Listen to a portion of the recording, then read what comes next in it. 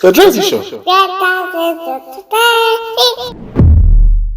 Hello, ladies and gentlemen. It's the Drazzy Show, and I'm Drazzy. Today I got another special guest. My name's Elias. They call me Eli. I'm an organic farmer. Previously, a marketing consultant. Yes. Okay, organic farmer. That's quite interesting. Right. So where's your land, organic farmer? Where's your land? Okay. So since Sicily, my missus is Italian. Mm-hmm. During the lockdown period, she lost her job. She's working in tourism. She's got an olive and lemon grove out there. And I was like, you know what? You should follow your dream. She's like, look, I want to set up a glamping site. So what's glamping? Glamour camping. Glamour camping. So it's like luxury camping. Okay. So you have hot water, solar panels, electricity. You have people cooking for you. You have Wi-Fi. Basically, it's like a hotel out on the land. Yeah, okay, You can camp without getting muddy. All right, okay. So she kind of persuaded me to follow her out there. You get a lot, you and your missus get a lot of customers coming to do that? So in our first year, we've had customers from all over the world. Wow. So this is my first year that I've been out there, 10 months non-stop. Okay. Been going backwards and forwards for 3 to 4 years now. But this is the first year we set up the business. I've stayed out there 10 months non-stop. Wow. We did it for the whole summer. And I thought I'd come back to England in the winter. I've come back, it's cold. Oh, man. We're in a recession. I'm like, what am I doing here? Don't worry, you'll be back there soon. But those of you who don't know, can I call you Ishmael? Yeah, I prefer to call you Ishmael. Call me Ishmael, man. Ishmael got me this. Describe what this is, please. So that's extra virgin, cold pressed olive oil from our land in Sicily. It's organic. There's been no pesticides on it. I literally picked the olives with my hand. I put it in the bag over the sack. I took it down to the olive press, pressed them, filtered it, bottled it, and I brought it to the UK. And I've given it to Drazzy here. Look at that. Because you messaged me and you're like, I'm gonna bring you organic olive oil, and I thought, I gotta get you something too. So so I got Ishmael this beautiful. This is my first piece Ghanaian sculpture made in Ghana. If you look on the back, it's even got the engravement of the artist. Look at that. Made in the city of Accra. Do you know what I mean? Because I know a lot of people come to my house and when they see my African ornaments on my wall, they always go, "Oh, where'd you get those from?" So I thought, I know he's gonna ask that. So let me give him one.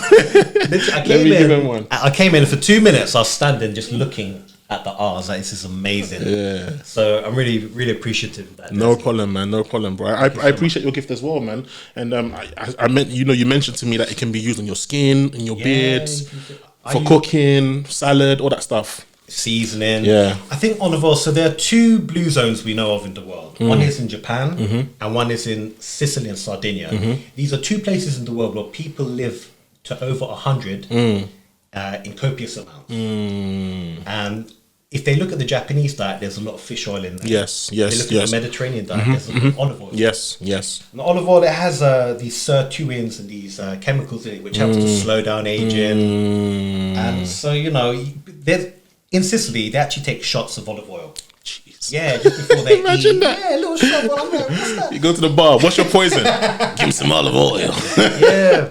So I've never really consumed so much olive oil. They have it with bread. They dip it. All of this kind of stuff. Salads, and you kind of start to understand your skin starts to become better. Your hair becomes softer. It just slows down the aging a bit. It's so funny you say that because when you think of like God's creation. Yeah. You think about the things which are natural that are good for our bodies. It's weird when you think about the fact that a seed can be planted in the soil, which we call dirt. We try to what's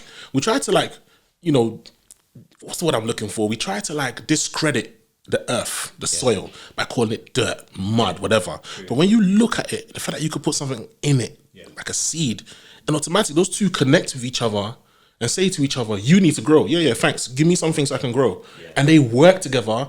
And it's almost like they've got some kind of DNA or some kind of genetic code where they know you're not a pineapple, you're an orange. And an orange sprouts. Why is there not any mistakes or deformities where it might become a pineapple or it might become something else? That in itself is just the beauty of God's creation. To me, right, that just, it labels intelligent design. Beautiful intelligent design. Because you look at the DNA and looking at the DNA, it's a very complex library of information. That couldn't come about by chance? No, not by chance. Not by chance at all. No. You know, like I take the mobile phone for instance. Like you have to grind up the sand to make the glass. Yes. And then you get the PCB and solder it. And then you put the phone together with the plastic, and then you program it with software. Yeah. That's quite complex, right? It is. But the universe is more complex Than any the of that. phone. Yeah. So if you need intelligence to make a mobile phone work, you didn't need intelligence to. I know. Just something so an complex. explosion. Yeah. An explosion within a realm that already existed. So what created that realm that these particles came together and explode? We don't want to give credit to that. We give credit to the gas, though. To the gas, yeah. It's insane. Yeah, It's insane. You know, modern science today is quite interesting because they'll look at every other theory and every other cause of what caused the universe, or intelligence, but they will never look at intelligent design or God. Yes. They'll never look at Yes. like that. Yeah, because they're trying to. Me personally, you know, I think there's an agenda to discredit God. There's an agenda to discredit our Creator, because when we do so, I do believe in that battle between good and evil. Yeah. I believe in those Abrahamic battles, and I think they even transcend Abrahamic, because obviously the Sumerians believed in it. The Assyrians believed in it. The Mesopotamians believed in it. The ancient Egyptians believed in it. So many civilizations that predate Jesus Christ, predate Abraham, predate any kind of biblical tyrannic. Is it tyrannic? Tyrannic? I'm just going to say tyrannic. Yeah. Any biblical, any tyrannic, or any Quranic verses, these things had the similar kind of concepts. So I believe in that battle between good and evil, and I believe the evil is trying its best to discredit our Creator. You only need to look at the media. So, for instance, Kanye exposed what was in Jay-Z and Beyonce's contract, that they weren't allowed to sing anything about God. They weren't allowed to say Jesus. They weren't. Why? Yeah. Why is that such a major concern? Yeah. And then you only need to look at, like, in Western media, which is meant to be a Christian nation, America and England. Just look at the cartoons like Family Guy, The Simpsons, how they really dishonor and discredit Jesus. People on him. Like, it's upsetting as a, you know what I mean? We look at it and we think, man, why are you doing this? And then you look at these shows like, what's that one where that lawyer's the devil? He plays like a... Is it called Lucifer? Lucifer, yeah. Have you seen that? You know, I'll be honest with you, I tried to watch it. When it first came out, I watched, I think, like first 3 episodes of the first season, and I found it boring. And to me, it's not because it's about Lucifer, because even the word Lucifer is not really connected to the devil. You know, it was a saint. It was a saint that was discredited. Okay. Yeah. If you do your research, the word even I'm trying to think. I'll send you a link, but it was a saint called Saint Lucifer. Okay, that's interesting. Yeah, and he was killed by the powers that be. Yeah, because he was basically spreading God's word. So in order to discredit him, these people decided to name the devil Lucifer. Is that okay? That's really interesting. Yeah. But the name Lucifer isn't actually for the devil. And that kind of like ties in with them kind of like muddying history, rewriting history. Yes. Kind of mixing 2-part truth with 1-part lie. Yes. And that's kind of the curriculum that we're kind of taught today in school, right? But you know what? Yeah. Before we go into anything, cool. You know why I called you here, innit? Yeah, I know. Bro, that video you posted about the giant doors. Yes. Those of you that know what I'm talking about, I'm going to put the video up so you can watch it. Those of you that follow me will know that I split my time between Italy and the UK. Now, from Sicily, it's an hour flight to Rome. I caught the flight and I went to check out the Vatican. Beautiful building, great architecture, lots of hidden secrets and sacred geometry. Now, people look like specks of rice compared to this building. That's how big it is. Now, look at this giant door here. This is what this video is about. What is the purpose of doors? The purpose of a door is to let you through and to keep people out. Now, look at the size of the archways and the doors, and look at the size of the people. Now, pay attention to where the handles should be on the doors. You've got one very low for normal sized humans like us, and there were previously ones for giants. The symbolism on the floor is seashells and stars, the 8-pointed star, and I'll make a video on that later. Now, look at the bolt on the top of this door. Look at how small this guy is. Now, as he closes the door, you will see at the very top, there's a bolt. Like, you know, when we have bolts on our door, we slide the top one, we do the middle one, and then we maybe key it. Why would it be up there if you can't reach it? Now, it can only mean that these giant structures and giant doors were built for giant people. Now, I've touched on this with Tartaria. and you had different sizes of giants, just like you have different sizes of people today, ranging from 4 foot to 7 feet. Now, these other doors are around the Vatican and buildings around the Vatican, and look at where the handle is on the door. Now, this door here has been cut to make space for a normal sized human. But in reality, this door is double the size of a normal human, and you can see the holes there. Look at the holes in the middle where the handles used to be. They have been removed and they've been put lower for normal sized humans, which come up to about the breast or the belly button. This is called the Pantheon in Rome. Great tourist site. You'll see me on the next picture there with my hat, and I'm pointing up at where the handles used to be. Now, you know, these giant doors, megalithic structures all over Rome. It's littered with these, with giant columns, big stones, and big doors for big people. And look at this. The handles are above the guy's head. And this was funny because he opened the smaller door, which they cut. They cut to make this the size for smaller people, and he walks in. That made me laugh, and I caught this live in Rome. So you can have a look at the style of the building. This building is a Tartaria style building with a Phoenician fascia over it. Now, I will make more videos on Tartaria and Phoenicia and explain to you what's going on here with the lion heads and the columns and the triangles above it. But this is a church not too far from the Vatican, a smaller one. As you can see, just above it there's a sign, and the sign has been painted on with the name, but it's very primitive looking. You can tell we today are inheritors of this structure, and we have and look, you can see where the handles are. We've just kind of claimed it and repurposed this building and claimed it as a church. But look how big the handles are, and look at where they're positioned on the door. I never thought that. I've seen some humongous doors, especially in London itself. Because I used to do security in the nightclubs, so I used to get called to some venues sometimes, which were scary places, extremely scary, and they were always like elitist kind of parties. And to get access to those places, there was always humongous doors, and I never thought nothing. I was just scared of them. I never thought, why are these doors so humongous? I never connected them to giants. That video. Did it open the... Bro, I'm not going to lie. Okay. I needed to elaborate. Please explain to me. Okay, so I spent a decade in marketing, and prior to that, I graduated in sustainable design. Okay. So I'm an engineer by trade. All right. So I got a good understanding of mathematics and science. So I understand how you make doors, how you use tools, and what you need to basically facilitate certain objects. And throughout our national curriculum and our studies, we're taught basically that humans evolved from apes. Darwinism. Darwinism. And they kind of evolved, and they were hunter-gatherers, and all of a sudden they had agriculture, and then they've basically been evolving up until now. And until the 1800s, where they had electricity, then we got power tools, and then we started to create all these objects. No problem. All right, you want to go with that narrative. But what happens when we look at Baalbek, Sumeria, Egypt, Mesopotamia, all these places have megalithic objects. Giant stones, giant doors. And when I say giant, I'm talking like the stones are like 50 to 200 tons per stone. Even the pyramids itself. Exactly. What's that, 2 million? 2 million stones? Unexplainable. It's still unexplainable to this day. They can't recreate that. How did they cut it? How did they quarry it? How did they transport it? All at the time where they didn't have electricity. So after I graduated, I started to travel, and I'd ask myself these questions at these destinations. I'd be like, how could they have done that?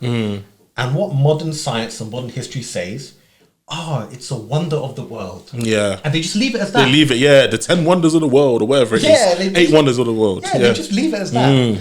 And they've never spoke to us. I mean, I think maybe in religious studies, we might have did one story with David and Goliath. You know, we've all heard that one. And even today, they're like, Goliath was like 7 or 8 feet, and you can get that on a normal human. Like, okay, all right. And then that was the only bit of giant that we were ever taught. And then they say, it's religious mythology. You know, because then, this part, you want to pick and choose what parts of the Bible you want to believe. But then others, you're like, guys, that's just, exaggeration. So most of it must be then, isn't it? Exactly. Drazzy, we're working off of, so what are we in, 2022 now? But that's 2022 years since Jesus died. Yes. So we're working off a a Jesus calendar. Yes, of course. Yeah. So we're gonna work on that, but we're not gonna believe other parts of the Bible. Yeah. Yeah. You know what's so funny? Sorry, and please keep your train of thought, because you just said we're working off a Jesus calendar. Actually, it's a Roman calendar. You know, we're working off a Roman calendar, because remember, the Romans colonized most of the parts where Abrahamic faith was sprouting from. And they thought, oh, you know what? People are starting to lose faith in Zeus, Kronos, Mars, Athens, and all these gods and pagan gods that we've got. So we're gonna convert to these people's religion, but we're going to add our influence to it. Yeah. So we're gonna make Saturnalia Christmas. Yeah. Those of you who don't know what Saturnalia is, please Google Saturnalia. We're gonna make Saturnalia Christmas. We're gonna make this day Easter. We're gonna basically throw all our pagan beliefs into this religion, right? Basically. And then they created a calendar to go with it and said it's the 25th of December. That's Jesus' birthday. When those of us who know history and know religion know there's no mention of his birthday. Do you know what I'm trying to say? Right. And also those of us who know the time when he walked, that calendar didn't exist. So these are all modern. 2,000 years, not really modern, but in terms of religion, they're religiously, they're kind of modern concepts, right? Now, you just said to me about mythology. It's interesting because in school, all I was taught was Egyptian, Greek, and Roman mythology. And it made me realize, is that an element of racism? And I'll tell you why. Why have I only heard about those three mythologies, but I've not heard about the Mesopotamian mythology? Why haven't I heard about the Anunnaki? Why do the Anunnaki sound mysterious? So mysterious, but Zeus sounds normal. Yeah. Why have I not heard about the Assyrian mythology? Why have I not heard about all these civilizations that existed that predate even ancient Egypt and ancient Greek and ancient Rome? Why have I not heard about these things? And the interesting thing is when you look at the Mayan. Let's go into that. Yeah, so you've got the Egypt kind of in the middle, Mesopotamia up here, and you've got the Mayans over there. So many similarities. So many similarities, man. Yeah. And they are like miles of oceans apart. Yeah. Oceans apart, they all have pyramids. They all have the same characters and deities on their hieroglyphics. You know, and you're thinking, we're never taught that they all live. We're never taught that they all have the same people on there. We haven't taught that they have like a race of beings that kind of came to educate. And they all mentioned as coming in chariots of fire. Come from chariots of fire from the sky. And I think from the Sumerians, they had Enki came from the ocean. So they came from the ocean and the sky to kind of educate or give man civilization. Yeah. I'm not sure if you've heard of, tell me if you've heard of any civilization resets or any mud floods. Have you ever heard of this?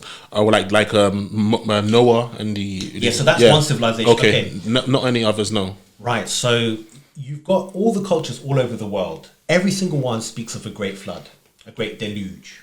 Okay, so it's a time where the world or different parts of the world were flooded. Did the Egyptians speak of this? They have it in their civilization. Wow. As well. What about the Native Americans have it, Sumerians have it, the Abrahamic faiths have it. Wow, I didn't even know that all the other faiths have it. What about the Mayans? Do they have that? The Mayans have it. Oh, so wow. There's a documentary you should all watch right now. It's called Ancient Apocalypse. Okay. It's on Netflix and it's with Graham Hancock.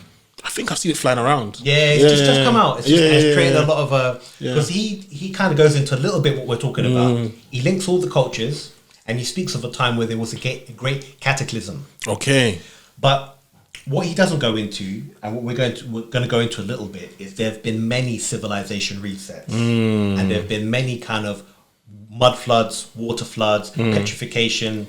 There have been many, and each time man has had to. Man has got to a level.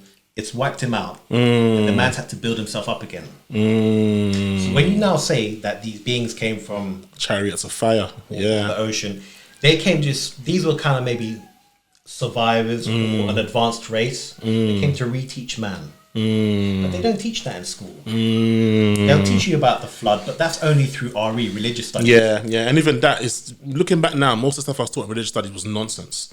It gave me a stepping stone. Yeah. But I look back at the research I've done now, and I'm like, how do they pay these people to teach us? Drazzy, how many hours in religious studies did you do a week at school? I can't remember, but I know I've always been interested in religion because I come from a very religious background. Yeah. So to me, I guess I didn't really count the hours. I was just excited. But looking back now, in comparison to like PE or maths or English, there's no comparison. I had less than an hour a week. And even then, it was very focused on what they wanted us to learn. We didn't really learn about other cultures much. Very true. Very true. And kind of the way we would kind of study it at school, it was like we were looking at it like it was a story. Like there was no truth to it. We kind of pushed down the science and maths. This thing here, this religion that we're learning, or religious studies, it's kind of like it's not real almost. And so we only spent a very small time. And like you said, once you finish school and you have your own time and you do your own research, you start to find out through my religious studies or my ancient history studies, and you start marrying things up. You start to learn that what I learned in school was a fraction of the truth. And this kind of links back to when I left school and I started to travel and I started to ask questions about how could we have possibly made giant megalithic objects. We didn't have the tools. How do we transport them? I started to think to myself, these structures could have been made by man, smaller man, but we didn't have the power tools and we didn't have the technology. So we would have needed advanced technology thousands of years ago, and we would have needed it on a giant scale. Okay, so all right. So these giant doors. Yeah, go on. I'm gonna assume only giants enter these buildings, or did we coexist with them? We coexisted. Now, if you look at Egyptian hieroglyphs, it depicts giants, normal, yeah. You look at Sumerian hieroglyphs, same thing. What's the name of that god? There's one particular one. It's very popular. Gilgamesh. Not Gilgamesh. Gilgamesh is the area. Gilgamesh is the guy. Yeah, from Mesopotamia. Wasn't it? Oh, his name was from Samaria. Where he's holding that lion. No, that's Gilgamesh. No, his name was he's known as Gilgamesh, but there's another name for him. Where he's holding that lion and he's a giant and it's this tiny little lion. Like as a cat. I understood him as Gilgamesh. I'm not sure if he has another name. As a Napapul, something like as a Napapul. So you see what I'm getting with it. One of those. Yeah. But we'll find out the name. But he's basically holding a lion and it looks like a kitten. But that's not just there. The Mayans have it as well. So on all of these inscriptions on the wall, you have a race of giants with a race of humans. And the humans seem to be the slave race. Those giants were like the leaders and the master race. Yes. It seems like. So that is true. Because the Anunnaki, the rebellion, they created like a race, which was, the story is, and guys, so you understand, if you don't know what I'm saying when I say the Anunnaki, please Google this. So the Anunnaki, we're talking like, was it 5 BC? You know, this takes us onto another topic because the calendars that we're given are completely different. We're working. Is it a Gregorian calendar? Yeah. Prior to that, it was a Georgian calendar. Prior to, so the question is, when are we? It's true. That's a very good point. That's a very good point. Okay, so the best way I could describe it, we're looking at least maybe ancient history in it, prehistory. We're talking about history that makes ancient Egypt look modern. We're talking about history that makes ancient Rome look modern, right? And so it was a race of people called the Mesopotamians. Was it Mesopotamians? Mesopotamians. Yeah, and they were also called the Sumerians. Yeah. And they had these godly deities called the Anunnaki. And the story is that the Anunnaki came from space. They were talking about this, we're talking like long before Abrahamic religion. We're talking about thousands and thousands before. And they talked about these ancient, this alien race that came down to Earth and created mankind. And mankind rebelled because they didn't want to be slaves to these people because they came here for gold. They came here to mine gold because apparently it powered their spaceships and gave them like fast kind of like speed travel, like with their ships. Like, come on, you can't. And this was on their tablets, on their hieroglyphics. This is there. The knowledge is there. So I decided to like get people to understand that. So when you break it down, they realize how deep it is. But please, sorry. Yeah, no. So you've got the master race and a slave race. Now, I found this quite interesting because we didn't cover that in school. And if you go to the Native Americans as well, in North America, they have themselves battling, so the human race battling against these giants. And so each race speaks of similar giants. And each race has them cohabiting and fighting against them.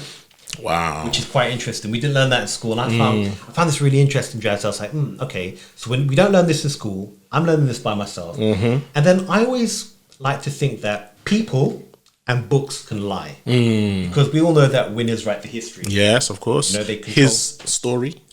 It's it's his story, right? his story, man. His story is his story. I gotta believe it. So yeah, I'm thinking, but one thing that cannot lie, and this is from my studies, is architecture.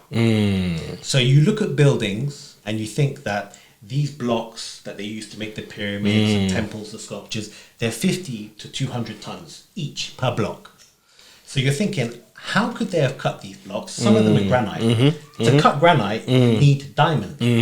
And not only do you need diamond tools, you need diamond power tools with electricity.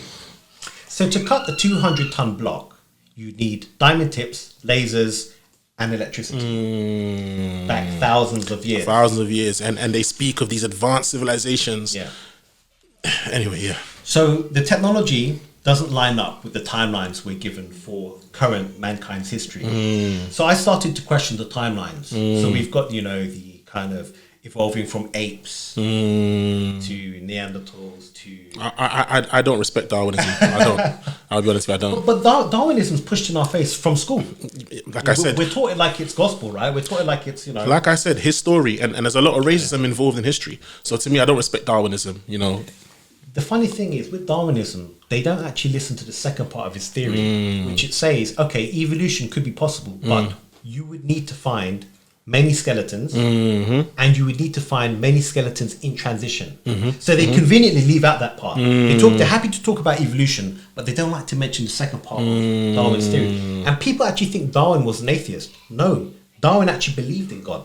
Is it? Yes. I always took him as an atheist. Yeah, no. He actually believed in God. Wow. But this is the thing. This is where they pick and choose what parts of history you learn. Because he actually said that evolution would be possible, but you need to find many skeletons and you need to find the processes in between. But wasn't Darwin a paedophile or some kind of rapist or something? Didn't he molest his own sister? Do you know, this is the first I've heard. Yeah. Apparently, Darwin was like a bit of a maniac, bro. Like, really? Yeah. Apparently, he was a narcissist. He was a pedophile, and he raped his own sister. Well, I don't know if he raped her, but he sexually molested his own sister. Yeah. To be fair, a lot of these characters that we've been given over history, they have a darker side. Yeah. Who's the guy that the Isaac Newton? Isaac Newton, yeah. For instance, they say he developed the light bulb. Yeah. But really, it was his assistant. It was his assistant, yeah. But they attribute it to Isaac Newton. Exactly. Apparently, was his assistant black or something? You know what? Probably. Because he had a team. He had a whole team that he paid or whatever. And they came up with it and he took the credit for it. Yeah. So, I mean, it's similar to like, what's that guy's name? Nikola Tesla. How most of his inventions was credited to, what's the guy's name? The guy who stole a lot of his work. What, the new guy from the 50s, 1950s? No, was it 1950s? Yeah, he's the one that started AT&T. He took the stuff off Nikola Tesla. He took all his he took credit for all his inventions. The funny thing is, Elon Musk. I forgot his name. It's called his car Tesla. Tesla, yeah, Tesla. yeah. The funny thing is, Nikola Tesla is a very interesting guy because he was interested in harnessing the ether from the atmosphere, and he figured out that each meter you go above the Earth, the etheric energy and electricity it increases with each meter. Yeah, that's why he has those Tesla towers. Yeah, the harp towers. Yeah, and harp is another thing we need to touch on. Oh wow, but okay. Nikola Tesla was interested in making free energy for the world, mankind, man. Yeah, but the problem is, if you do that, you can't. Look what's happening today. Yeah, man. It goes against the narrative, man. Yeah. You know, I need these people working every month and paying me. Right. You know, since the days of Caesar, give unto Caesar what's Caesar's, and you're gonna come along and say Caesar don't deserve that coin? Yeah, exactly. You gotta go. Right. So, free electricity is a no-no. The government don't want that. They want us to pay for it. Yeah. So, I mean, you look at the water as well. I studied sustainable design. We could harness the Earth is 2/3 ocean. So we could harness the movement of the ocean and create a friction that creates electricity. Yeah. So my parents are from the Caribbean, a place called Guyana, and there's Kaicha Falls, which is the biggest single drop waterfall in the world. They could harness the water energy, the hydro energy from that, and that could power 1/3 of South America. Seriously? Yeah. Just that one little waterfall? That one waterfall. It's big, it's quite big, but for the whole, like 1/3 of South America. Now, Look at how many waterfalls there are in the world, and look at how many oceans there are. Look at that famous one in America. Is it Niagara Falls? Niagara Falls. That's massive. Niagara Falls is, yeah. Yeah. And the thing is, you wonder why the governments won't harness this energy. They can do it. They've got the technology to do it. It's so they can keep us quarantined and regulated. And now a carbon tax is coming in. So if I booked a flight, and when I booked the flight, Google are monitoring my carbon footprint. So I said, oh, you'll save 20% less emissions if you take this flight. I'm thinking they've already started to do that, which means we'll be charged the higher our carbon. Yeah, so footprint is.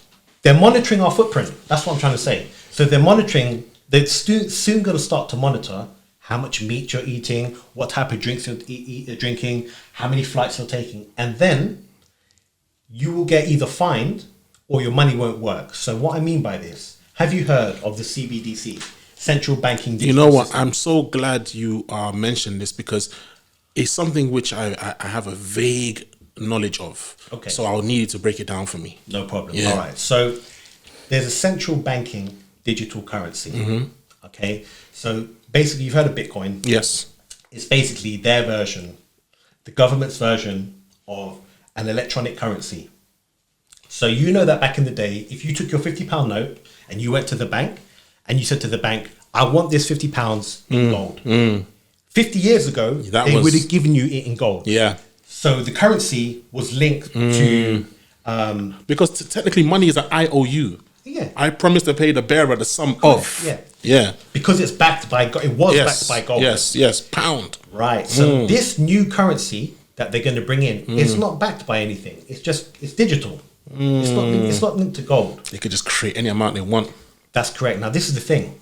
This new currency that they bring in, it's going to be linked to the blockchain. So the blockchain is something, you've got to think of it as a layered system. So all the transactions go into the quantum computing. Everything's monitored. There's no cash anymore. So remember, we could buy something anonymously. You can't buy anything anonymously anymore. Because every transaction is monitored. All your purchases are monitored. Yes. Your carbon footprint's monitored. Now, when this central banking digital currency comes in, if you've bought too much meat today, your carbon footprint's too high. Next week, you won't be able to buy meat, or you won't be able to catch any flights because you've gone over your carbon footprint.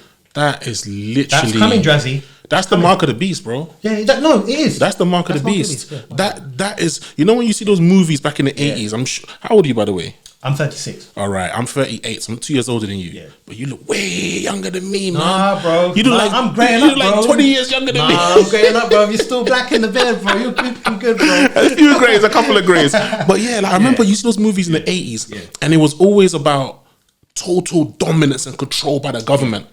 And that's what these things, because you see I remember there was one bit where the guy went to his fridge and his fridge was talking and his fridge goes, "You are running out of milk, please refill." Exactly that. You know what I mean? And all those things. But bro, you know what's so funny? Sorry, I might change the subject, but you heard about these Bitcoin billionaires that have been dying recently? Like just coincidentally dying.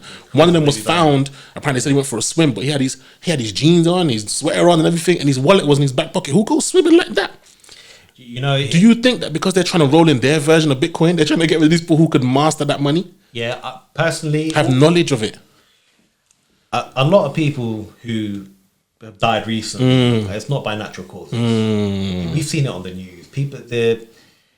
We have to be careful what we say. Yeah. Because if you go against the narrative or you start to light a fire, people start to get motivated. Like this guy, Andrew Tate. Yeah. I'm sure everybody's heard about Andrew Tate. Yeah. His narrative is to empower men, motivate men, but they don't want... They want the opposite. They want the opposite. They want a very feminine... And they don't want man to be rebellious. They don't want man to make a stance or protest. Yes. They want us to follow this narrative. Because our ancestors that did, look what they did. Exactly. The likes of Anastasia, the likes of decrowning monarchies, the likes of, toppling governments, the likes of just saying no, being defiant. They don't want that anymore. They want to get rid of the Bob Marleys. They want to get rid of the who are these people that have opinions? Marcus Garvey's, you name it. Yeah. You name it. Malcolm Jesus. Yeah. They want to get rid of anyone who says, this is wrong. just assimilate. But yeah, please, I can go off sometimes, so don't worry about me. No, Drazzy, it's good, man. It's good. Yeah, but we have to understand that these controllers or parasites of the system have been around since Babylonian times. Those of you need to look into the 13 bloodlines that rule the world. I'll name a few of them. You've got the Kennedy bloodline. You've got the Rothschild. You've got the Rockefeller. You've got the DuPont. You've got the Lee family. And those are just a few. Now, the Onassis bloodline goes back to Babylon. Jeez. The Onassis bloodline split in two. You've got the Rothschild and the Rockefeller. Rockefeller, Rothschild are linked? Yeah, they're from the same bloodline, Onassis. Now, the Rockefeller bloodline looks after America, and the Rothschild looks after Europe. So these are the families that control. The Lee family looks after Asia. You've got Kennedy, DuPont. They're in America as well. I was going to ask you, is the Lee from... Yeah. I didn't want to sound racist, but I was thinking Lee. No. Yeah, Lee family. Bruce Lee? Like, yeah. Lee family.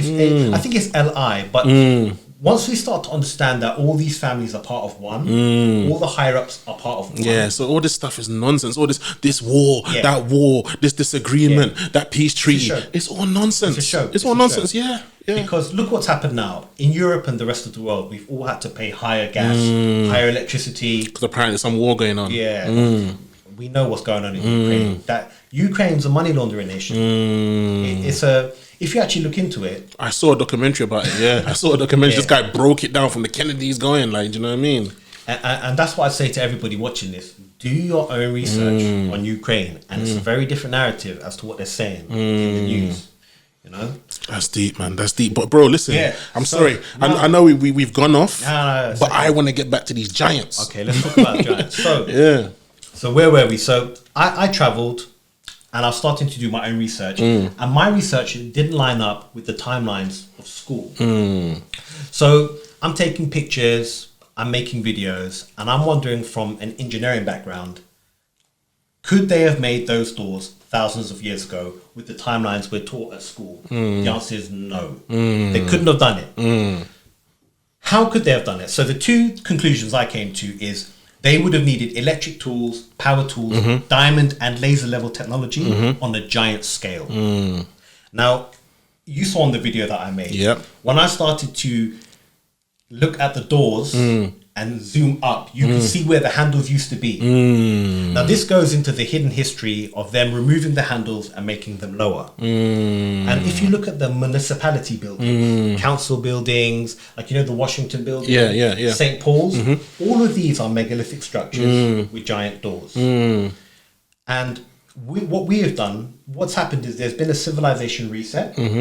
And the last civilization reset we had was between 200 and 400 years ago. And it was a mud flood. So you will see buildings today in England, France, wherever you go, and buildings will be half submerged. You'll see the window. Like, you look at the bottom of the floor where the floor goes, you'll see half the window in there, all over the world. Now, we don't know if that mud flood was man-made or if this was a natural disaster, but this wiped out the previous civilization who were giants, and they coexisted with normal man. Now, I made another recent video which showed a painting from antiquity and a modern day photograph, and you can see the difference in the giant and the normal person standing against the column. So clearly they lived alongside us. Were wiped out in the previous mud flood. Those of you that don't know what I'm talking about, just type in mud flood and type in Tartaria and do your research on that. Have you heard of Tartaria? No. So Tartaria is it's another conspiracy theory where they talk about an advanced civilization who used to harness atmospheric energy, like similar to Tesla. But they were wiped out in the last civilization reset. And if you look at the maps from the 1500s, the 1700s, the whole of Russia and Asia is called Tartaria. Whoa. Yes. Okay. Imagine that. So Tartaria is an empire that apparently went across the whole world. And that's why if you go to New Zealand, Australia, Japan, America, Europe, Russia, they all have that Greco-Roman architecture. You know, with the triangles and the columns. The Romans never got to America. The Romans never got to Russia. So why is there Roman architecture in America and Russia and South America? This is what they call Tartarians? This is what they call Tartarian architecture. Now, the Tartarians were also known as giants. Okay? And if you actually Google Tartarian giant, you'll see pictures of people who are between like 9 and 15 feet high, cohabiting with a smaller human race.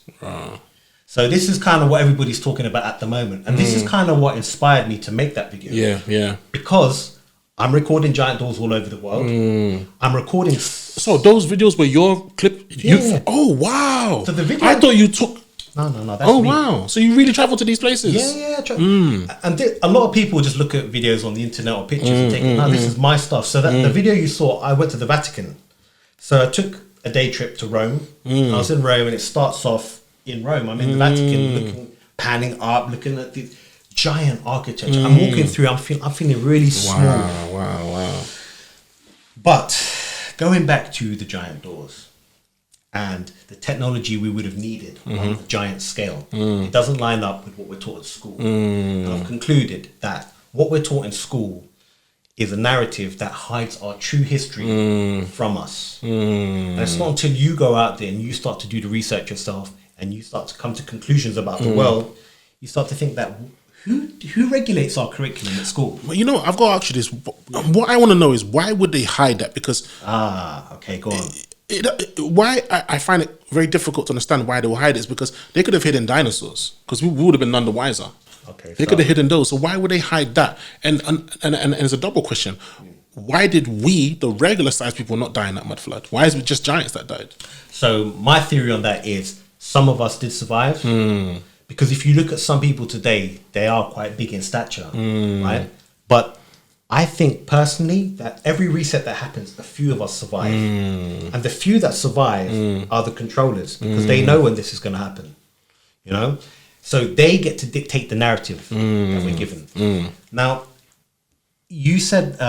why did they hide why would they hide our history? So if you look at what they're pushing today, it's a kind of satanic agenda that they push. It's anti-God. They push the atheist kind of evolving from apes down your neck. And they push Big Bang Theory. And they push the Big Bang Theory, but they push chaos to order. So the universe was chaos, and magically order came out of nowhere. No, that's not possible. Right. That's not possible. So they push that agenda. If you look at every religious text, most religious texts will talk about giants. Most religious texts will talk about a great deluge or a flood. Most of them will talk about a deity or a creator, have a creation story. So the agenda today and the history you're taught today moves away from your true history, that we are created and we have a purpose and there's an afterlife. But through the media, the education system, you're kind of like spiritually shut off from that. You're taught that science is your new religion. If science says this, then you better do that. If science says that, then you better do this. And you kind of look at what's happened in the world today. They said that, there was a big problem, and you know what I'm talking about. And then you should go and do this. And then everybody went and did that. And now they're saying, okay, well, we have some errors and some problems. Everybody was fear-mongered. They were fear-mongered. And kind of pushed into a direction. They thought that was their only option. And then after that, many people died. People still transmitted everything. And then they said, we've made some errors and we didn't test for transmission. And then you follow the money trail. Who's making the money? It was a hustle, man. It was a straight hustle. It was a straight. And the fact that human beings cannot believe that people can profit off their death and profit off their fear, it's a very, very shocking and alarming mind state to have, to think that people would not do that when it's being done to us every day. The fact that, look, I'm probably the most, I don't know, hypocritical person to say this, because I'm going through my transitional phase myself. The fact that they would make alcohol legal, but psychedelics are looked at as these fearful things that you should be worried of, but yet drinking to your liver, your kidneys, your brain, your respiratory system just cease to no longer work, and you just die of alcohol poisoning or something. The fact that McDonald's is a globally and respected and profitable chain that everyone goes to buy food, and we know through research it kills you. Just all the things that, even cigarettes, the fact that we live in a world where the concept of cigarettes is respected because it's something that everyone does. But look at what, now they even tell you it's got cancer on the box. But because they've already sold that narrative now, people don't even care about the warnings on the box. So to me, I look at the way people can be easily manipulated, and I was one of them. Like I said, I'm on my journey. I'm on my journey now where I'm watching what I eat now. Before, I didn't really think about the science behind the human body and food. I just filled up my stomach. I didn't think of the after effects. What's going into my bloodstream now? What's going into this part of my internal organs now? What's going into my brain now? What's affecting my mood? I don't think about these things. And it's funny you said about they're trying to eliminate God, because earlier on we were saying something off air, and I want to bring it on air. We're talking about seeds. Yes. And the soil. Yeah. And bro, when you think of that genetic relationship between the ground and a seed, and how they both know, because you could plant that in sand and it won't have the same effect. And you know, working as a farmer out in Sicily, I've learned to measure the soil content. So when you see I'm sure everybody's heard of chemtrails. You actually see the planes dropping this smoky string. Yeah. And what's actually in there's a lot of aluminium and there's a lot of barium. There's probably other toxic metals, but those are the two that I know. And one of the reasons they say that the aluminium, they put aluminium in the air and this will reflect the sunlight and this will help to cool down the earth. Now, to me, that's a load of nonsense. Who gave them permission to do so? Exactly, right. Who gave them the permission? We know aluminium's toxic. We know aluminium's been linked to Alzheimer's and it's been linked to autism. Now, when the aluminium finishes up there, it goes and it lands in the soil. Now, you know, and I know, that your fruit and vegetables are only as good as the soil it's grown in. Yes. Now, if you measure the soil content from now and 100 years ago, 100 years ago it was a lot better than it is now. Now it's got a lot more toxic metals, mercury, aluminium, barium inside it. And we're growing our fruits and vegetables, and we're letting our cattle and our sheep eat this. And this is why autism, mental health, and Alzheimer's are on the rise, because aluminium and plastics are in our diet, and they're in our soils, and they're in the animals that we eat, or vegetables that we eat. So it's very interesting that you bring up soil. Yeah, because I find it fascinating that soil knows that seed needs me, and the seed, they need each other. And why there's no deformity? Why is there no kind of like miscalculation? And so that seed, that's an orange seed now becomes a lemon seed. Why is that so perfectly made? So perfectly It's made. It's beautiful, man. It's beautiful. Guys, have you heard of, and I don't know if any of the viewers have been watching, but you heard of Bill Gates? He's currently the biggest landowner in the world now. He's bought something like 250 million acres of farmland. Yeah, I've heard about that. Yeah, I've heard about that. I was thinking, what's he growing? He wants those chemicals in there, man. I'm telling you. Because I think in America, it's illegal to catch rainwater and reuse that rainwater. So imagine we can do that here in London, UK, and use it on our plants, but they can't do that. Why? Over there. Too much aluminium in there or something? No. They don't want you to be self-sufficient. All right. And this is one of my reasons for kind of leaving the UK. And because I've been over here 36 years now. I was thinking, you know what? We've got some land out in Italy. Let's do something on it and try to be self-sufficient. So I'm not saying that we all can't go and buy land. Yeah, of course. We've got commitments. But it's interesting how they want to make cities bigger. Yeah. And they want to make smart cities. Yeah. They've got everybody on a smart meter, smartphone, smart this. In America, you hear what they're doing? No. They're going through an energy, they're going through energy crisis over there. They're turning people's smart meters off. So you can't turn it up for heating. Why? Because you're going over your quota. Oh man, when I tell you we are about to be, oh man, we are about, like, it's funny because we are literally about to be controlled. People don't see, Drazzy, we are on the edge. In the next year, they're going to eliminate cash. People don't understand. They're going to make it a UK global crash. They've announced we're in recession. Central banking digital currencies coming in, and everything is going to be linked to the blockchain. So a lot of people, I've said a lot of words that you need to research, man. If you're unfamiliar with this, please look into it, because everybody has a smart meter now. Then you get those letters through your door. If you don't change your smart meter, we're going to come and. You heard about the British Gas and them not coming in, breaking down people's doors with police. and installing a smart meter. Have you not seen it? No, I remember. I'm all hard to believe because when the technology first came out, every time I called, because I was one of those people, I never had a direct debit. Every time I called, I told them, this is my meter reading. They'd be like, this meter reading thing is quite complicated. Why don't you just get smart meter? I'm like, no, I'm all right. And you could tell after that her tone would just dial up. Bastard. Yeah, they want you on a smart meter. So when a lot of people have smart fridges now, smart washing machines, smart phone. Yeah. They monitor everything, and once you've gone over your carbon level, they'll just turn you off.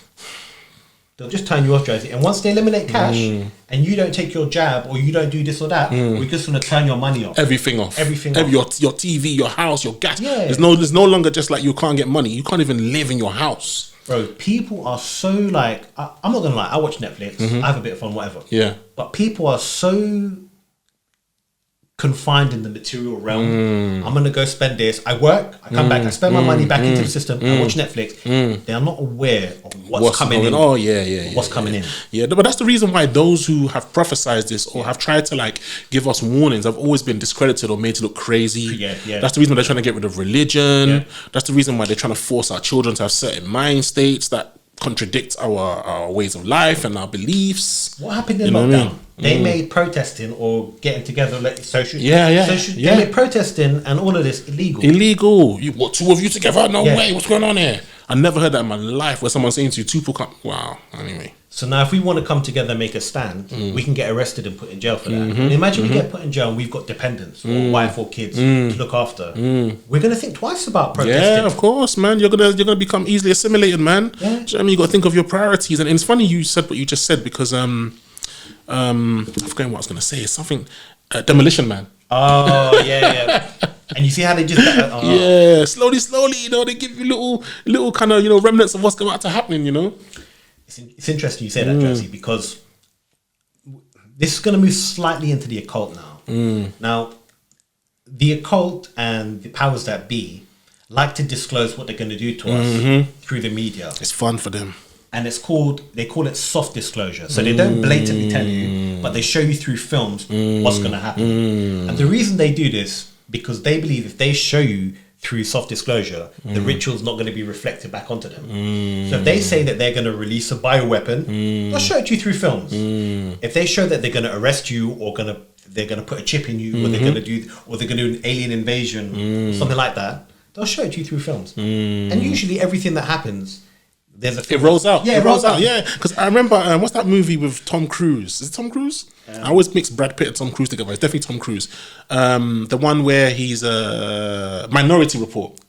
And everywhere you went, it read he had to change his face and his iris because he can be detected. So for those of you that don't know, Minority Report is set in the future, and it's a film where they arrest you before you've done the crime by looking into your mindset. Yes. So studying your patterns, studying who you are, and your dreams and stuff. And I think, he's going to commit the crime in the future, so we'll arrest him now. Yeah, arrest him now. Yeah, stick him in prison. Do you know what I mean? And and the thing in that movie, that future in that movie, everywhere you go, there are these cameras that read your iris and read your facial structure and give you specific kind of like targeted, unique advertising based on your history on the internet. Didn't was it Apple or Google got in trouble for that? They were listening through the phones and anything you mentioned. Brother, I'm not gonna lie. There's times when when me and my wife were first discussing the things we want to buy for our daughter before she was even born, when she was in the womb, nearly everything we discussed came up in an advert. Yeah, and I'm talking, we didn't even Google it. We just had conversations. Come back to the house, it's there. I recently switched from Android to iPhone, and I had to turn off the mic because there's one setting where it shows you all the apps that are listening to you without you knowing. But the thing is, do you really think we have the option to really turn it off? Because it's a button, and they can just make us believe that button works. I think under the Terrorism Act, so you could open up a Swiss bank account, and that would be anonymous.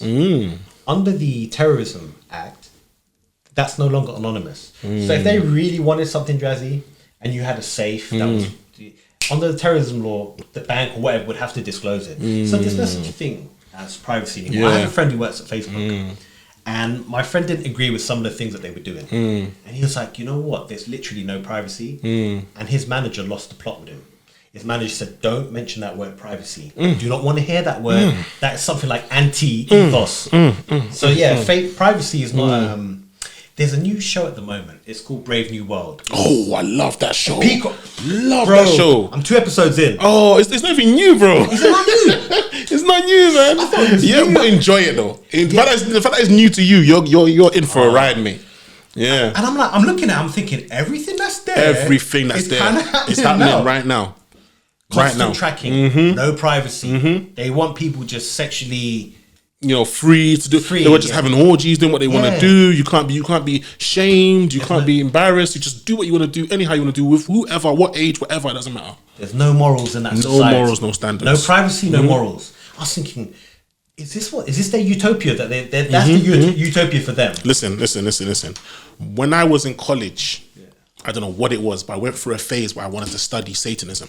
Not because I wanted to just learn about it. Because I always be fascinated by these people out there who I was thinking, what do they want to know about this guy? Like my doctrine tells me he's a bad man. Yeah. So I thought, let me read about it. They believe that God is a very strict man and gives us too many. Please help me elaborate, because I can't find a way too many rules and restrictions. Yeah, basically.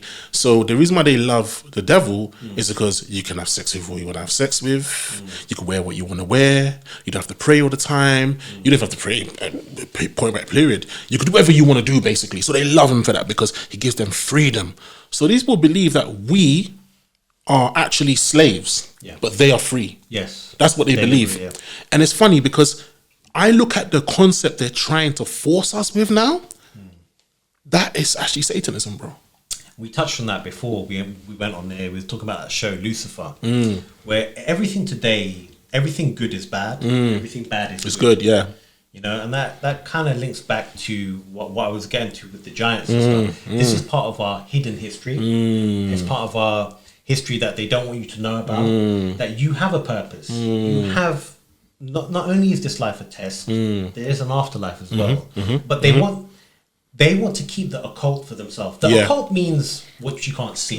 People think occult is a bad word. It's not. Occult just means what you can't see. But like you said with Satanism, they delve into occultism to benefit themselves. We dabble in spirituality and hiring our spirit to benefit ourselves and our family and our community and our people around us. And to achieve a common goal. These people, these Satans, are very selfish, and they use their occultism and their evil spirituality to better themselves and to rule those who basically they suck the life force out to better themselves. Exactly. I think what Marley even called them vampires, isn't it? Yes. I had a tune, vampires. Every secret society has their occult rituals that they practice. Yes. They have their lodges, they have their churches. And they have all these things that they practice in secret, And most organisations in the UK have secret societies. Oh, of course. They have their in club. Of course. So you can work for this bank or that bank, but if you're not part of the in club, you don't really know. There's layers, man. You know what I mean? And these layers are not just part of the banking. If you go to the religious sector, the educational sector, they're like sleeper cells within them. You saw this whole child trafficking business where they do it through the charities. The most recent, most popular one was Haiti. When the earthquake happened, and they said we're going to help them, and they were just selling these kids organs and selling them as sex slaves and selling them as slaves for labor as well. Do you know what I mean? It's dark. It's dark, bro. It is. It's very, very dark. It's not. You know what's so funny? It being dark is the reason why a lot of people. There are people out there who actually know. But they choose to live a certain. They deliberately switch off. Yeah, they deliberately switch off. You just was and I don't blame them because I remember when I first started realizing that the world I lived in was a fairy tale. I must have been like 16 or 17. I had an older cousin who used to tell me certain things, and I always found them to be very dark and grim. And that's early. You know what I mean? No, but that's early. You actually clicked early. I have to thank my cousin. I have to thank my cousin Sydney. Okay. My cousin Sydney. He used to always go on about certain things, and I used to think he was crazy. Not crazy as in like mentally crazy, but I thought, okay, you're a bit too warped. And I used to find him a bit uncomfortable sometimes, but at the same time I was intrigued. Because I was a lyricist at the time. I used to write rap music. Okay, so I thought that'd be great content. But I didn't realize I was learning as I was doing so. And the next thing I realized, I started looking at the world and I'm just thinking, hold on, Sydney told me that. And then I started using my own, concept and my own way of basically like processing it. And I realized, wow, we live in a very, very, very artificial world. There's layers to this stuff, and certain people just see the surface. Bro, there's levels to the game. And I hope that people listening to today's podcast, even if they don't know, it will just plant the seed for them to start to question stuff. And that's because we've hit so many subjects very quickly, but it's just there to open everybody's mind up. Do your research. But you know what? I have to ask you. Talk to me. You know much about the Dogon tribe? I've heard of the Dogon tribe. We spoke a tiny bit off air. But go on, let's see what we got now. I remember you mentioned that they were building structures that were aligned to the stars. Am I saying that right? Or okay, see that aspect of it I'm not too knowledgeable about. But the bit that I know is the Dogon tribe are from Mali, West Africa. And they're still a very primitive tribe. They still have that stereotypical African tribe that live in like dusty areas and wear straw skirts and stuff. But in 1930, I think it was an American, or I can't remember, or some kind of European traveler came across them, and they told him about a star system which was only discovered with modern technology 20 years later. And they realized the star system was real. Their map was real. When asked how did they get that knowledge, they said a certain extraterrestrial civilization came and gave them that knowledge and showed them certain, secrets and knowledge that, was only given to them. And then, I think 10 years after the technology was around to discover that star system, a next star system that they mentioned, which was, so the first one was called, I think was called Sirius B, and the second one was called Sirius A. Then they found out 20 years later that Sirius A actually existed as well. And there's a solar system there as well. And they had to the T, they had the map to that star system. And they mentioned an alien race coming with starships and giving their ancestors this knowledge. And they've, to this day, these people still live the same and pass on that knowledge. And it's funny because many civilizations, even you heard about the Book of Enoch, right? Of course, yeah. I think you even had that on your page, the Book of Enoch, something like that, yeah. And obviously it mentions certain prophets being taken on starships and taken around the world and stuff. And you know what? What I'm saying might offend certain Muslims. But the Prophet Muhammad, peace be upon him, there was a chapter where he actually was taken from one place to another by flights. Yeah, by a burak, which is every civilization has that similar story. And they were always angels. Some are more descriptive and say they had chariots of fire. Some say they had lights, mechanical lights, and I found out also, and we're going to go back to the Dogon, but I'm telling you about the others. There was a next, I think it was the ancient Mesopotamia, the Sumerians. They talked about, and what baffles me is this is thousands of years before ancient Egypt, thousands of years before any Abrahamic religion, thousands of years before the ancient Roman and Greek civilization. They talked about flight and how to avoid birds so you don't kill birds, and how these machines have fire that elevate them. But I'm very impressed with your knowledge, man, and it's good that you touched on that, because many of these ancient civilizations speak of flying chariots, flying objects that are mechanical, that spin, and that have always fire. They have levitation property, and they move in strange directions and stuff. And they show them on the hieroglyphs and the depictions. Now, you say that the Dogon tribe had knowledge of the stars. The Egyptians aligned their pyramids to the stars. Yeah, that's what you were saying. They aligned their pyramids to the stars. Ancient megalithic structures like Stonehenge was aligned to the stars and the summer solstice. And so what about the pyramids in China and South America? Are those aligned as well? Those are aligned to stars as well. But the purpose of the pyramid was to collect energy. These are energy storing structures, because the pyramids were covered with limestone, a white limestone back in the day. And limestone is a good conductor of electricity. So these structures, not only were they aligned to the stars, not only did they collect energy, we can't replicate them today. Yeah. My brother's an engineer, and he pours concrete. We're masters of concrete and metal. We are not master stone cutters or transporters or quarriers on large scales. So how did they make them? Who made them? If you look at the hieroglyphs on the Sumerian, the Egyptian, the Mayans, you'll see a giant race. Yes, every time. Yeah, commanding a slave race. Yeah, which was humans. basically us, humans. Basically us, yeah. And maybe also they were educating us. A lot of this stuff is mad interesting. I think we're going to have to wrap it up. But guys, like I said, please Google some of this stuff, because I know we might have gone a bit too deep and we might have like jumped steps ahead. Because some of this stuff you really got to like take baby steps with it. And even with me, and I'm sure with Ishmael, it's still baby steps even for us. And we know quite a lot. But guys, listen, it's the Drazzy Show. Thank you very much for, tell people, come on man, Instagram, TikTok, what's going on? So my TikTok is Lashings of Cream, and that's my personal one where I talk about world affairs, conspiracies and things like that. And if you do at Sirbadja _ SIRBAGGIA _ that's the Instagram of my glamping. All right, guys, make sure you check out. Thank you. This stuff is very interesting, especially the stuff about giants. That is what fascinated me the most. But guys, listen, the Drazzy Show. Thank you very much. God bless. The Drazzy Show.